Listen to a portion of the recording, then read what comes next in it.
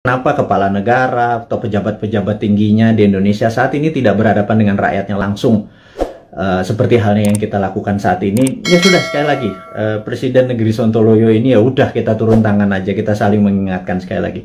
Dan tujuannya ini adalah kita semua memerlukan guidance, termasuk saya. Kita memerlukan arah, kita memerlukan visi misi yang sama.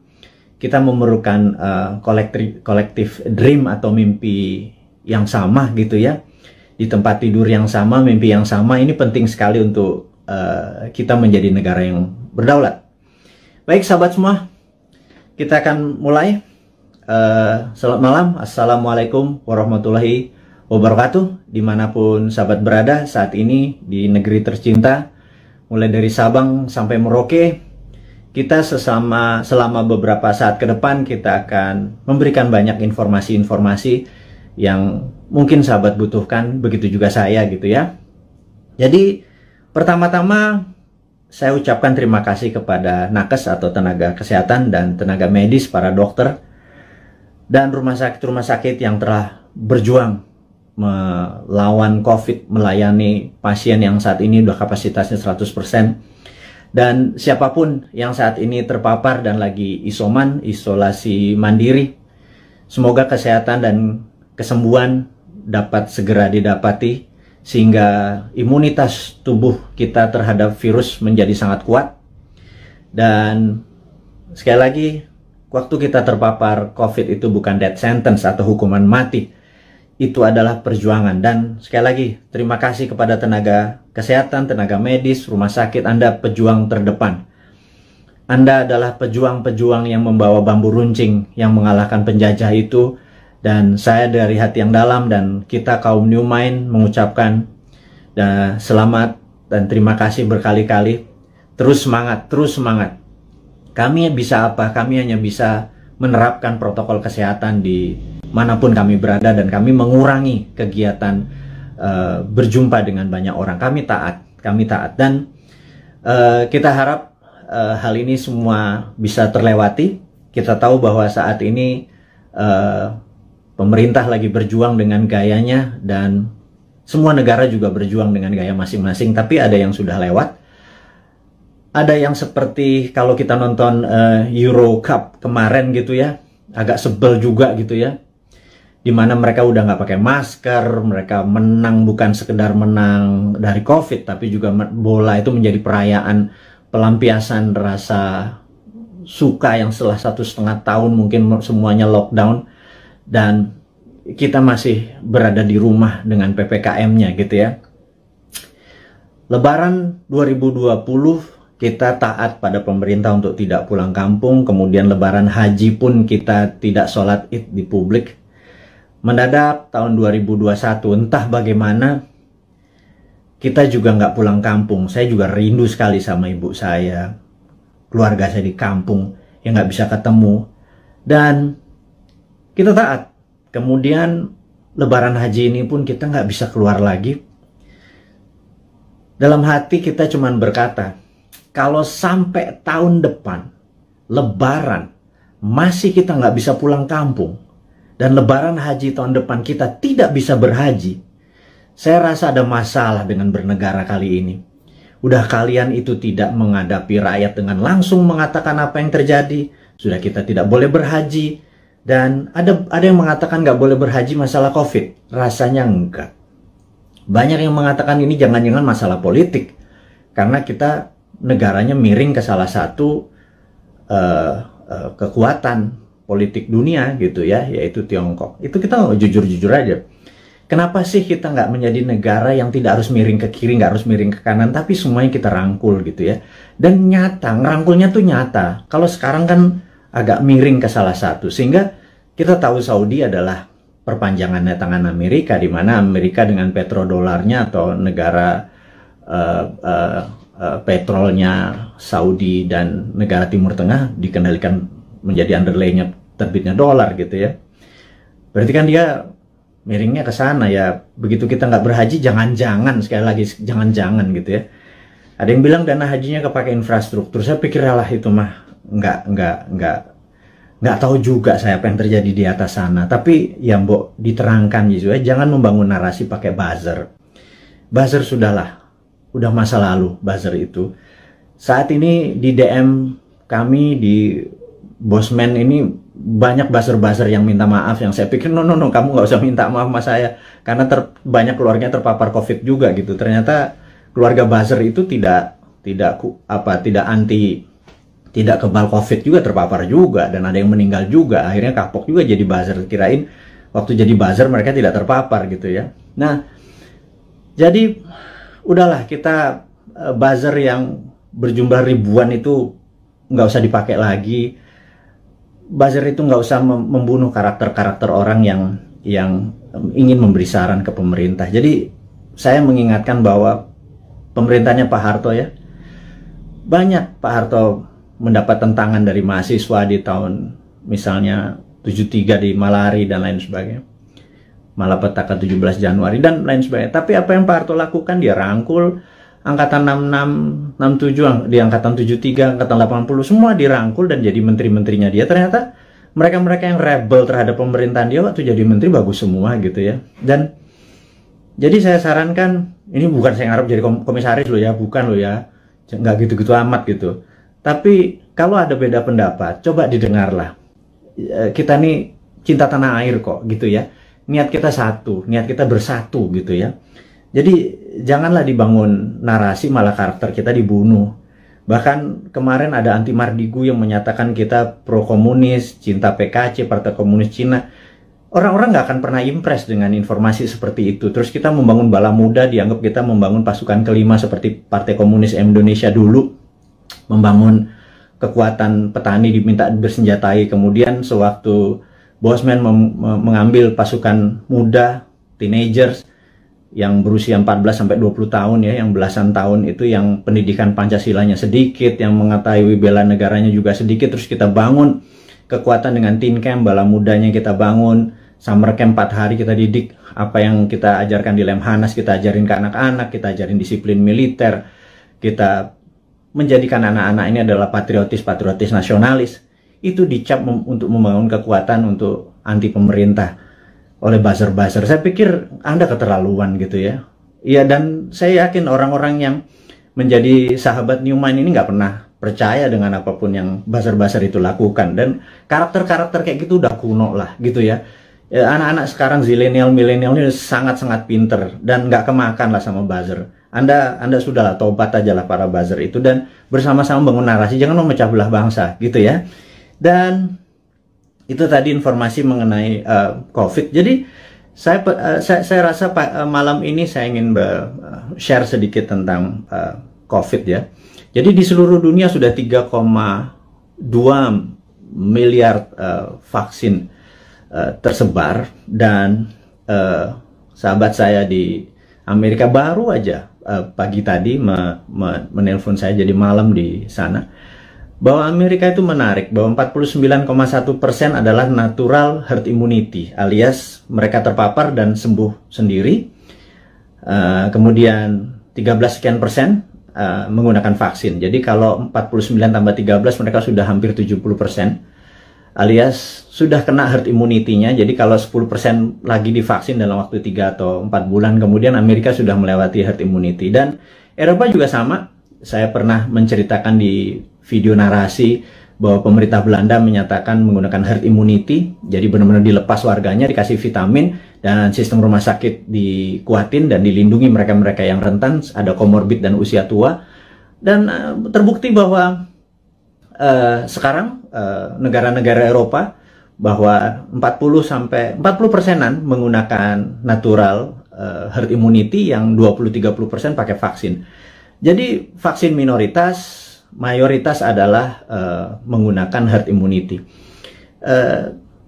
Indonesia saat ini mungkin yang herd immunity berdasarkan data di bawah 10% yang terpapar dan sembuh, yang tanpa tanpa gejala dan lain sebagainya. Kemudian yang kita baru berapa persen ya, dengan kecepatan 250.000 suntik per hari, 3 tahun lagi kita mendapatkan herd immunity itu mungkin sekarang baru 20-25% yang sudah dikatakan kebal gitu ya. Jadi mencapai 70%, 80% pencapaian ini masih cukup lama. Jadi saya pikir kita ada ya sekali lagi bukan salah bernegara lah. Keputusan kemarin tidak tepat, tetapi jangan sampai sekali lagi tahun depan menjadi tidak tepat. Kita udah 4 kali minus loh, kuartal 4 kali minus growth ekonominya 4 kuartal.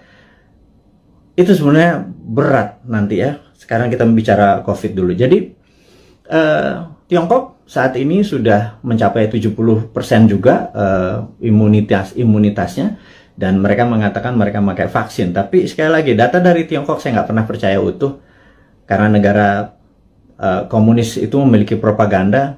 Malah feeling saya sekali lagi, rasanya Tiongkok menggunakan herd immunity juga, alias 40% dari populasi menggunakan natural herd immunity. Mereka terpapar dan mereka sembuh, dikasih vitamin dan dikasih sarana kesehatan. Yang 30% atau 40% baru pakai vaksin, sisanya vaksinnya diekspor ke luar negeri. Jadi jangan-jangan Tiongkok sendiri pakai herd immunity natural gitu ya, dan sementara kita pakai herd immunity vaksin gitu ya. Semuanya benar. Saya tidak anti vaksin, saya sangat mendukung vaksin. Vaksin terbukti mengurangi tingkat fatality atau tingkat kematian. Jadi divaksin itu penting, tetapi lebih penting lagi kalau herd immunity natural, kekuatannya natural alami gitu ya. Nah, vitaminnya multivitamin biasa, B kompleks, B12, vitamin C, vitamin D plus matahari, olahraga, makan sehat, dan lain sebagainya. Itu adalah basic untuk meningkatkan imunitas, dan kemudian mineral-mineral dan lain sebagainya. Itu basic sekali dan semua dunia juga tahu, sehingga yang terjadi di negara Tiongkok adalah mereka-mereka yang natural herd immunity-nya. Dan ini ada yang menarik, sampai ada sebuah statement dari Anda kalau suka nonton, denger ya. Jadi kalau IG itu kan tempat pamer, jadi ada pamer kekayaan, pamer perjalanan dipamer-pamerin. Kemudian kalau di TikTok itu beda, generasi TikTok sama generasi IG beda. Kalau di TikTok itu Anda harus sombong gitu. Kalau IG begitu sombong Anda diledekin. Kalau di TikTok Anda harus sombong. Anda di rumahnya punya lift, bilang wah gila, rumahnya dia ada lift gitu, dan nggak ada. Bagi anak TikTok tuh biasa aja. Anak TikTok adalah anak zilenial, anak IG adalah anak milenial. Dan mereka ini adalah orang-orang yang well informed atau terinform bagus dengan dunia digital. Dan jadi sekali lagi kembali ke masalah COVID. Jadi Indonesia memilih menggunakan vaksin gitu ya, sementara negara-negara Eropa menggunakan natural herd immunity. Oke, nggak apa-apa. Yang penting sekarang kita adalah menjadi negara yang harus terbebas dan menang dari COVID. Dan saya sangat menyarankan, ini yang saya sangat menyarankan nih, kan kita kan presiden, negara kita adalah Republik Sontoloyo. Jadi Republik Indonesia terkadang kita menyebutnya negara tetangga gitu ya. Jadi kita mengingatkan kepada pejabat saat ini, mbok jangan pakai apa-apa import gitu ya. Satu, masalah COVID ini adalah masalah import gitu ya, dari luar. Kemudian PCR dan antigennya import. Kemudian alat-alat kesehatannya import. Kemudian masker dan protection disinfektan segala macam mayoritas tuh import gitu ya. Kalau ada gelombang ketiga lagi, mudah-mudahan jangan. Masa kita impor terus ya, flight capital, ya miskin lah bernegara ini. Sudah sistem bernegaranya saat ini keuangannya cuma 44% uang beredar dari GDP nasional. Bisa dibayangin Singapura 120% uang beredar dari GDP nasionalnya. Korea Selatan, Jepang. Tapi nggak tahu kenapa kita cuma sepertiganya. Waduh, wahai ibu pejabat yang sering dapat prestasi, mohon dijelaskan lah. Jadi kami ini sering nanya gitu ya. Ya kalau kaum New Mind nanti yang berkuasa, pasti kita bisa 1:120. Jadi kita naikin 3 kali lipat dari uang beredar pada saat ini. Gimana kita bisa maju kalau uang itu ditahan? Yang kedua adalah pajak lah jangan naik terus. Maksud saya begini loh. Kalau Anda ingin misalnya PPH yang naik dari 10% jadi 12 atau berapa itu ya. Kalau Anda dulu kami dapat pendapatan 100 gitu, Anda pajak 10. Oke lah. Kemudian Anda naikin jadi 15, tapi kami dapatannya 80 dan Anda nggak ngikut lagi untuk numbuhin. ya kami juga nggak ikhlas kayaknya ngebayar. Jadi gini lah, kalau memang mau naikin 15%, 20% sekalipun nggak apa-apa. Tapi kalau tahun lalu kami dapat 100, pastikan tahun ini kami dapat 300 gitu. Dengan kebijakan yang Anda mendukung dunia kerja atau dunia UKM. UKM itu paling menderita pada saat ini, entah bagaimana. Nomor satu ya, kalau mau maju, kita semua tahu rule of thumb-nya untuk maju negara itu sangat sederhana. Yaitu kredit selalu tumbuh di atas 15% setiap tahunnya daripada tahun belakangan. Jadi kalau tahun lalu 100, ya tahun ini 115. Minimum dengan naiknya 15% dari kredit tadi, negara naik 7%. Kalau sekarang jangankan 4%, 5% naik. Jadi kalau growth-nya cuma 2% malah minus, itu ya wajar karena uang terlalu ketat. Dan apa sih susahnya Anda untuk memprinting money berbasis production gitu loh. Kita udah ingatkan berkali-kali. Dari 2016, Bosman Sontoloyo ini mengingatkan, MMT itu Modern Monetary Theory yang digagas oleh Michael Hudson itu bukan isapan jempol. Kita cuman beda mazhab aja. Anda Keynesian, kita post-Keynesian. China pakai sudah dari tahun 89. Amerika pakai dari tahun 71 printing money itu. Terus negara Eropa, negara Jerman pakai semua. Ini untuk menyelesaikan masalah COVID ini ya, Tiongkok pun melakukan printing money saat ini. Dan kok kita malah minjem sih? Aduh, gimana sih? 6.500 triliun loh. Itu bunganya aja udah hampir 3.300 triliun. 300 triliun kalau buat beli obat itu selesai masalahnya, gratis semua, PCR gratis, antigen gratis. Kalau PCR-nya bayar, antigennya bayar, gimana kita mau travel? Terus udah kayak gitu, dengan PPKM kita ini udah taat sama ininya, tapi semuanya bayar gitu ya. Vitamin bayar gitu ya. Terus pajak bayar, terus kita pokok nggak pernah kebayar, negara sibuk bayarin utang, terus nambah utang. Aduh, ini mau mulai dari mana? Kita nih bertanya. Jadi sekali lagi, sahabat semua, kaum New Mind, kita ingin ke depan kita menjadi negara berdaulat. Jadi hari ini yang mau diinformasikan adalah gimana caranya kita di tahun 2045 Indonesia adalah negara superpower. Udah, ya, itu adalah tema hari ini. Kenapa kita bilang ada yang penting dari Bosman hari ini mau mengumumkan sesuatu, yaitu kita ingin tahun 2045 pada saat Indonesia 100 tahun, Indonesia Emas, Indonesia menjadi negara superpower, bukan sekedar negara kaya lagi, negara superpower. Kita nggak bisa tumbuh hanya 5% atau 7% seperti janji-janji kemarin di dalam kampanye. Nggak bisa. Kita tumbuh harus lebih powerful dari angka-angka itu. Terus bagaimana membuat ini berdaulat gitu ya? Oke, sahabat semua.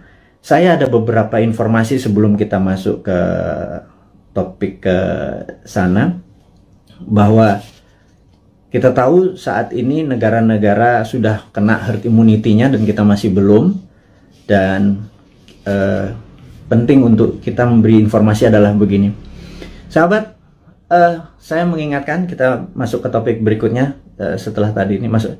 Jadi beberapa kali kita kalau naikin informasi di IG, toto bisa hilang gitu ya. Kemudian di sosmed yang lain seperti YouTube, channel kita sering di warning, sering diperingati dan hilang. Di Facebook, jadi kita udah berapa kali hilang, terus 7 kali kita diperingati Facebook, IG, Twitter kita hilang, terus YouTube kita pernah hilang gitu ya. Dan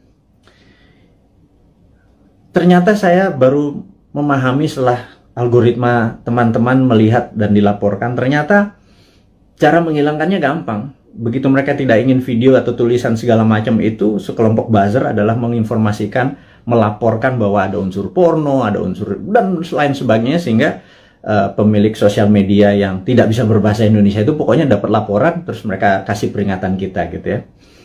Agaknya ide-ide kita ini sudah mulai menakutkan baik globalis di internasional ataupun pemikiran bernegara, padahal kita tidak berniat untuk revolusi, berkudeta. Kita ingin negara kita utuh dan kita ingin negara kita menjadi negara berdaulat di 2045. Kita tidak tergantung pada negara asing gitu ya. Yang kita tanyakan misalnya pada saat kita taat tapi TKA asing masuk. Anda datang deh jam 12 malam, jam 2 malam ke Soekarno-Hatta ya, pakai masker ya, sama disinfektan. Anda bisa lihat ada 300 orang, 500 orang, terus mereka nggak ada karantina. Pertanyaan sederhana, kenapa nggak dikarantina sih? Gitu aja. Segitu kuatnya pendukung mereka-mereka ini, yang saya nggak tahu pejabatnya mungkin sakti sekali gitu ya.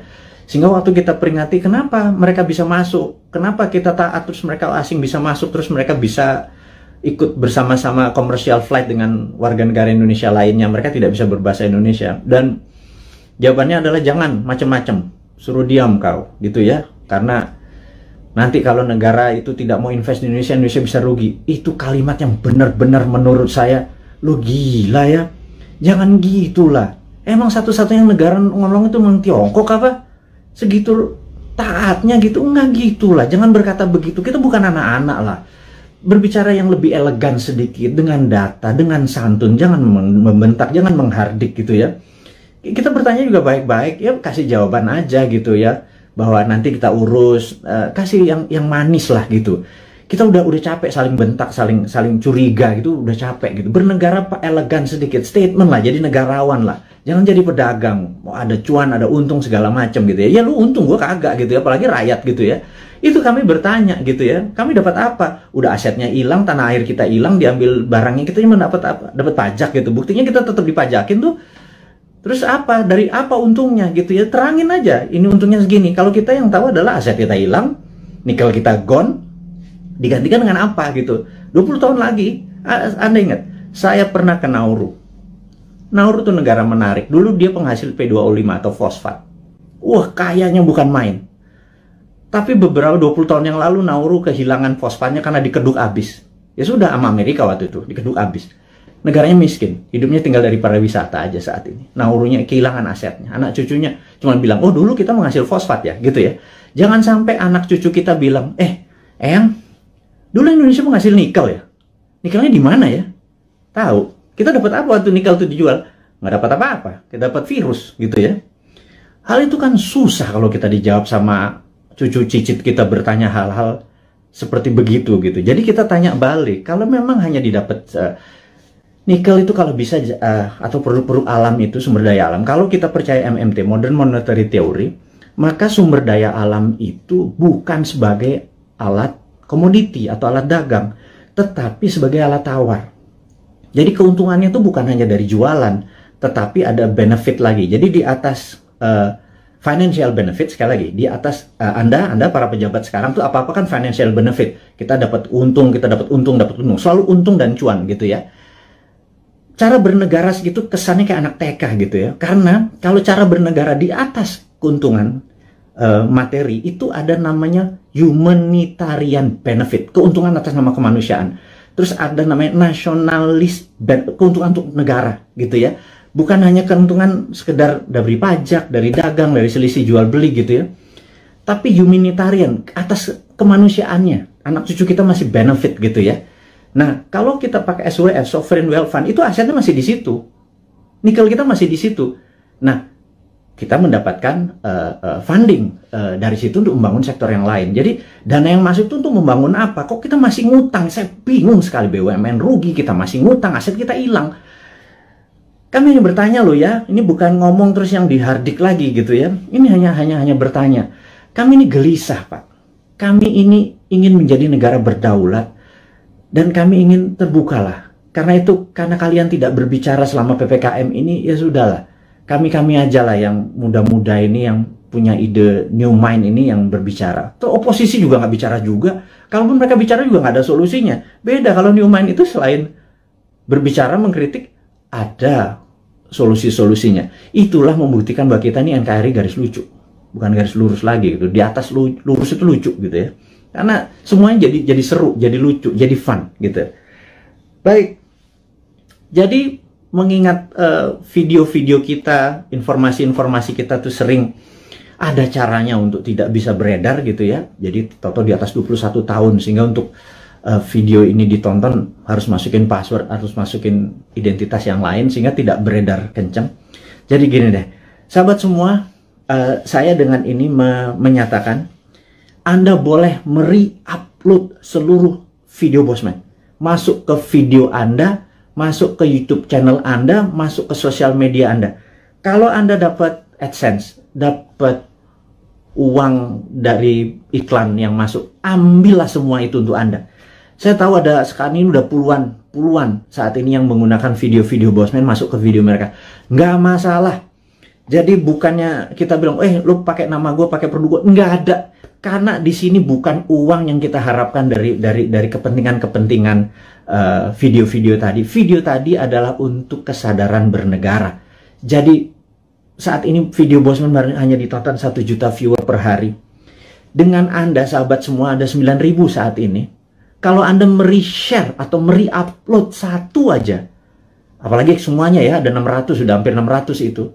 Dan Anda dapat financial benefit. Saya tahu, banyak sekali ada yang pernah lapor ke saya, terima kasih Pak, saya dapat 17 juta komisi fee dari AdSense YouTube bulan ini, dari video-video Bapak. Saya bilang, ambil lah, saya bilang kayak gitu.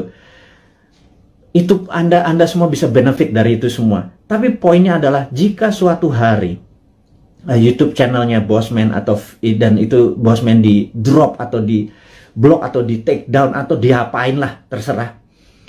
Misi-misi kita tetap tercapai. Sekali lagi, ini bukan masalah uang. Ini adalah masalah bagaimana mengedukasi supaya tahun 2024, pada saat old mind ini sudah di masa ujung pemerintahannya, kita bisa, ide kita diterima. Bosman bukan mau jadi presiden, gue mau jadi lord. Jadi nggak ada cita-cita untuk, yang penting idenya.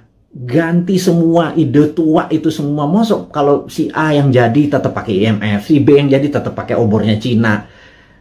Coba aja lihat sekarang yang di etalase di 2024. Semuanya pasti begitu jadi. Tanya deh, begitu jadi pasti pakai itu lagi. Bernegaranya taat sama Amerika lagi, takut sama Tiongkok lagi gitu ya. Jadi oke lah. Siapapun nanti yang jadi, mereka akan bilang, Bosman, gue ambil konsep lo ya. Karena ini membuat Indonesia berdaulat. Apa jawaban saya? Ambil, Jo. Gitu ya, kalau kita Manado nih. Ambil lah, kita bilang gitu. Nggak masalah. Karena ide kita, yang penting ide kita diterima. Nomor satu kan MMT, Modern Monetary Theory, itu adalah printing money. Jadi pasti Bappenas kita adalah orang-orang yang mendesain bernegara ini 12 lapis. Nah, sahabat semua, apa itu desain 12 lapis? Jadi misalnya kita mau buat benang atau baju gitu ya. Baju kita kainnya dari mana? Benangnya dari mana, mau pakai polyester, mau pakai katun, 100% kapas. Terus kancingnya dari mana, mau pakai resleting dari mana, ada yang pakai batok, ada yang pakai plastik, ada yang segala macam itu kita bukan sekedar ini. Dan itu semua kita biayai, 12 level itu kita biayai, nanti distribusinya kemana, pakai jalanan apa, mobilnya apa, semua akan kita gunakan produk-produk lokal, dan itu pakai printing money. Jadi printing money itu tidak bisa jalan sebelum project itu dihitung cost accountingnya, ya. Jadi John Bollard ini punya tulisan menarik, namanya Economic at War, itu bukunya. Saya ini penggila buku, jadi hari ini kita baca tentang Economic at War. Jadi di tahun 45, pada saat sebelum perang di tahun 36 sampai 39, pada saat Amerika dan sekutu Amerika, terutama Amerika dulu belum powerful sekali. Jadi negara-negara Eropa itu minta Amerika masuk. Terus apa yang dilakukan adalah mereka minta John Maynard Keynes, ada banyak sekali ilmuwan-ilmuwan, tokoh-tokoh ekonom di masa itu disuruh menghitung cost accounting. Berapa kilogram, berapa ton besi dibutuhkan, ferro, berapa untuk buat amunisi, untuk buat baju, untuk buat makan, itu dihitung cost accountingnya, untuk buat pesawat, buat tank, buat mobil, buat dan lain sebagainya, dihitung cost accounting, berapa modalnya, terus dari mana barangnya dirinci. Syaratnya sederhana. Churchill waktu itu sangat sederhana. FDR juga, Franklin Delano Roosevelt juga perintahnya sama. Ini dua, Inggris sama Amerika memang kompak banget. Mereka cuma bilang, berapa biayanya untuk kami menang perang? Perang itu ada perang sama Jepang dan perang sama Jerman gitu ya. Mereka menghitung totalnya sekian billion dolar. Itu angka dari langit, billion dolar. Begitu mereka printing money, udah. Underlay-nya adalah alat-alat perang tadi gitu ya. Ada inflasi? Nggak ada gitu ya. Makanya saya bilang printing money kok ada inflasi. Saya bilang, lu sekolah di mana sih? Segitu takutnya sama printing money gitu ya. Printing money itu ditakuti kalau tidak ada production yang dibuat gitu ya. Tapi kalau, nah, bukunya baca, namanya The Economic at War. Jadi The Economist at War. Jadi orang-orang memenangkan perang tuh ekonom yang memenangkannya gitu ya. Nah, jadi sama, kita nanti akan sama juga. Kita akan membuat menghitung cost accountingnya, kemudian kita akan printing money dan UKM kita langsung jalan, ini jalan. Karena kita mau tahun 2024 itu kita menjadi negara berdaulat gitu ya. 2045 kita akan menjadi, dan mulainya dari 2024 karena sekarang kayaknya udah nggak kasihan sekarang ngurusin COVID, terus ngurusin apa Tiongkok ya udahlah, itu mereka terlalu repot dengan urusan gitu. Nggak mungkin lah bisa menjadi negara berdaulat. Kita cuma ngingetin sekali lagi. Jadi kita harapkan konsep kita ini diterima oleh siapapun yang nanti mau running 2024, konsep kita ini. Jadi kalau Anda, bayangin ber-9.000 kita, upload masuk. Anda buat, kalau nggak punya YouTube channel, Anda buat YouTube channel. YouTube channel Anda sendiri, Anda tinggal ambil tulis kita, terus kasih judul-judul yang jangan terlalu negatif atau terlalu clickbait gitu ya. Kasih yang educate, kasih yang fun, kasih yang lucu, dan lain sebagainya. Sehingga ribuan atau jutaan orang. Saat ini ada 180.000 orang yang ada di internet. Ada 180 juta. Jadi saya harapkan teman-teman bisa memanfaatkan. Kalau Anda dapat 1 juta per hari, Anda bisa hampir 100 juta itu dari AdSense-nya dari YouTube gitu ya. Pakai aja video-video kita ini untuk di-upload, di-reshare, dan pakai akun-akun Anda sendiri. Perbanyak itu semua informasi-informasi itu. Anda boleh mengganti thumbnail-nya, mengganti footage-nya. Yang penting voice-nya jangan dipotong. Narasinya gunakan tulisan agar orang menjadi lebih paham gitu ya. Ini tujuannya bukan untuk memecah belah bangsa, ini tujuannya untuk membuat kita negara berdaulat. Dan cara cerdas bernegara ini sudah hampir 600 video. Sebarkanlah gitu ya. Kemudian sahabat semua, kita saat ini ya tadi ada informasinya adalah untuk mereupload. Anda sangat diizinkan menggunakan nama Anda, video-video Bosman. Saya harapkan ada 9.000 sahabat ini punya 9.000 akun yang masing-masing taruh semua videonya Bosman, dan Anda dapat faedah yang sama. Sekali lagi, kita baru mencapai mungkin 1% dari populasi. Bayangin dari 180 juta orang yang punya akun di sosial media atau internet, menggunakan internet ini, baru 1 juta yang kita capai. Masih kecil sekali. Gimana cara 100 juta bisa menonton video ini? Dan kalau 100 juta bisa menonton video ini melalui Anda punya channel, ya Anda yang dapat duitnya loh. Bicara itu aja dulu. Di masa pandemi seperti begini, susah bergerak, ya udahlah. YouTube channelnya Anda aktifkan gitu ya. Mudah-mudahan jadi faedah ini bersama. Dan saya mengingatkan bahwa saat ini kita tahu bahwa kita berperang, dunia saat ini berperang. Contohnya lagi, bisa dibayangkan bahwa di dunia yang perang dunia pertama, yaitu tahun 1914 sampai 1918, 4 tahun, itu perang dunia 1. Kemudian perang dunia kedua 40 sampai 45, 5 tahun. Dan kita tahu 2016 waktu Trump menyatakan menjadi presiden, 2017 Trump declare war ke Tiongkok. Tapi bukan world war, bukan perang dunia, tetapi adalah economic warfare, dengan salah satu strateginya menggunakan trade war, perang dagang. Itu terjadi, dan begitu itu terjadi, maka di tahun 2017, sahabat semua ingat, kita mengingatkan dengan, waktu itu belum pakai YouTube, di 2019 kita mengingatkan bahwa everything start with economic warfare, diakhiri dengan military war, gitu ya. Dan di tahun 2020 untuk menjatuhkan Trump, globalis dan Demokrat Amerika menggunakan tool yang namanya biological warfare, yang namanya COVID, untuk menyerang Amerika. Dan pada saat itu yang disarankan oleh mereka menggunakan masker. Tapi Trump punya analisa sendiri bahwa kalau peristiwa dari Spanish flu itu ada 3 gelombang. Jadi gelombang pertama tertinggi, kedua agak rendah, ketiga terendah.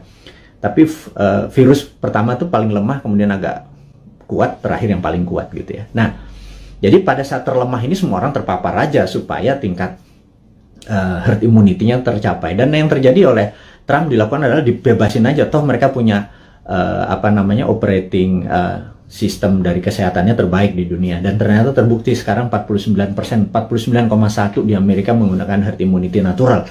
Dan ini adalah, ya tapi sekali lagi Trump kalah dengan 4 negara bagian yang dalam tanda petik dicurangin katanya. Tapi itu negara Amerika, bukan negara kita. Tapi dia adalah salah satu polisi dunia yang berkepanjangan. Ternyata Biden ini mengambil konsepnya Trump untuk masih berperang juga dengan Tiongkok. Jadi, dan itu adalah perang dunia negara. Kita nggak ikut-ikutan. Tetapi kita di dunia ini perang dengan makhluk yang tidak kelihatan, yang namanya virus corona atau COVID gitu ya. Jadi begitu dunia saat ini menjadi satu rasa dan perang bersama, inilah yang menarik. Bahwa kita harusnya sudah menggunakan war mode atau ekonomiknya at war. Jadi ekonomi itu ada 3, economic at normal condition, economic at crisis, dan economic at war. Jadi harusnya bernegara itu pakai economic at war. Sayangnya sekali lagi mereka nggak paham saat ini, old mind yang berkuasa ini nggak paham bahwa economic at war tuh gimana ya gitu ya. Sekali lagi, aduh, itu kadang-kadang kita mengelus dada gitu ya, kok ya beda lagi strateginya, ya nggak pakai ngutang jelasnya gitu ya. Harus berdikari, berdiri atas kaki sendiri, every country for their own, negara ngurusin sendiri. Jadi begitu kita masuk perang dunia, yaitu 2020 kemarin, 2021 saat ini kita masih dalam keadaan perang, dan WHO serta World Bank sudah mengumumkan bahwa perang ini diperkirakan berakhir tahun 2025. Jadi perang ini masih panjang, sahabat semua. Perang ini kan perang besar itu kan ada battle perang, pertempuran kecil gitu ya. Ini masih banyak di Jawa sekarang, di Bali itu masih ada pertempuran kecil. Dan kita harus memenangkan pertempuran itu untuk memenangkan peperangan. Jadi bayangin kalau kita baru selesai tahun 2025. Jadi baru sebagian yang tahun 2022 lepas sebagian, 2023 lepas sebagian, dan lain sebagainya. Nah, kalau melihat kayak gini mode-nya atau apa ya, cara bernegara saat ini tidak juga memahami ini World War III, perang dunia ketiga, karena perang benar, semua negara perang kok masih nggak declare juga sebagai perang dunia. Ini akan berbahaya bernegaranya. Jadi ya udah, kita sebagai kaum Sontoloyo mengingatkan kaum New Mind ini, Presiden Republik Sontoloyo mengingatkan kaum New Mind, sahabat semua, ini adalah war mode gitu ya. Sahabat semua, ini adalah World War III. Sahabat semua, kita harus kompak. Sahabat semua, kita harus membangun kekuatan bersama gitu ya. Sahabat semua, kita nggak usah bergantung pada negara lain. Kita bergantung pada kekuatan tanah air sendiri. Nah, gimana cara bergantung pada tanah air sendiri nih? Nah, ini informasi berikutnya mau diumumkan. Jadi sahabat semua, kalau Anda punya UKM, sekali lagi, Anda punya UKM, Anda perlu dana. Saat ini di Santara ada sekitar 2 triliun dana dengan 280.000 investor receh.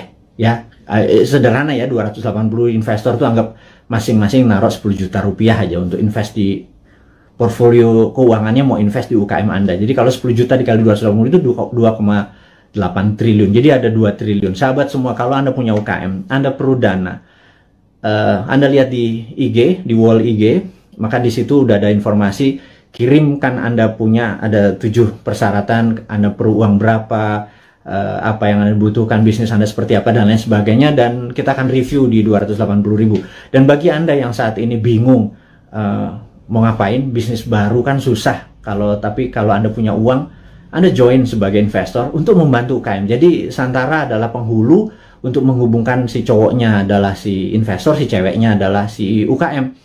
Dan saat ini Santara adalah perusahaan terbesar dan nomor 1 leading di perusahaan urun dana, ECF, Equity Crowdfunding, dan ini adalah kontribusi dan itu adalah kontribusi dari komunitas kita New Mind ini untuk membangun ekonomi Indonesia. Itu base-nya MMT kita kan pro pada UKM, pro pada bottom of pyramid. Jadi bukan yang piramid di atas, kita pro pada bottom of pyramid. Ini membuktikan bahwa kita bukan cuma konsep doang. Beginilah cara kita bergandengan tangan. Jadi tadi ya, nomor 1 kita re-upload, kemudian re-share apa yang kita punya informasi. Kedua adalah yuk gandengan tangan untuk membangun UKM. Karena UKM ini yang kuat terhadap masalah krisis ekonomi. Inilah yang membuat Indonesia nanti take off di 2045 adalah kekuatan UKM yang 40-50 juta itu. Tapi UKM itu mungkin kita bagi 3, ada kecil, mikro, kecil, dan menengah. Saat ini mungkin kita yang menengah dulu ya, ngapunten. Jadi kita belum bisa menolong yang mikro gitu ya, yang kecil gitu. Kita yang menengah dulu, pelan-pelan. Tangan cuma 2. Organisasi kita masih muda gitu ya, baru 3 tahun. Tapi sahabat semualah yang bisa membuat kita bisa menolong menengah, kecil, dan nanti yang ke mikronya gitu ya. Makanya yuk gandengan tangan, kita invest di UKM. Kemudian ada lagi yang kami mau umumkan sekali lagi, teman-teman, bagi mereka yang saat ini ada kondisinya kita tahu nggak stabil ke depannya, tidak ada yang terbaik daripada uang Anda ditaruh di gold atau di emas gitu ya. Jadi daripada, dan emas itu kalau pakai fisik kan bisa bermasalah. Sebentar lagi Dinaran akan menerbitkan ATM Gold. Jadi Anda bisa buka rekening, beli emasnya. Anda bisa ambil kapan saja karena ATM Gold ini kita akan ada di kantor kita, kemudian akan ada di semua mall di Jakarta dulu, dan habis itu nanti ada di semua lokasi. Kita ingin lakukan itu segera. Jadi ini semua adalah untuk bakti kita, gimana caranya kita bergandengan tangan ke depan untuk menjadi negara yang powerful. Sahabat semua, sekali lagi saya mau mereview apa yang kita dapat hari ini adalah negara dalam keadaan perang, dunia dalam keadaan perang. Saya sarankan Anda untuk melakukan hal yang sangat penting yang namanya survival mode. Anda harus survive, Anda harus sehat, Anda harus semangat, Anda terus bersatu, Anda terus berjuang mengalahkan masalah ekonomi, masalah kesehatan. Kita bergandengan tangan, kurangi gerak. Jadi pada saat Anda ada masalah dengan keuangan, yuk kita bergandengan tangan dengan Santara. Yuk nabung di Dinaran, dan jangan banyak gerak dulu, sabar. Jadi kita momen ini adalah segalanya. Jadi survival mode. Jadi saat ini ikuti aturan pemerintah untuk PPKM, stay healthy. Teman-teman semua, di akhir informasi hari ini kita ucapkan sehat selalu, semangat selalu, bersatu selalu. Gunakan seluruh kekuatan Anda untuk membangun Indonesia, terus berprasangka baik, terus kompak. Dan percayalah, Indonesia akan menjadi negara berdaulat di tahun 2024 mulainya, dan di 2045 Indonesia akan menjadi negara superpower. Dari saya, selamat menikmati hari Minggu. Sukses buat Anda semua. Wassalamualaikum warahmatullahi wabarakatuh.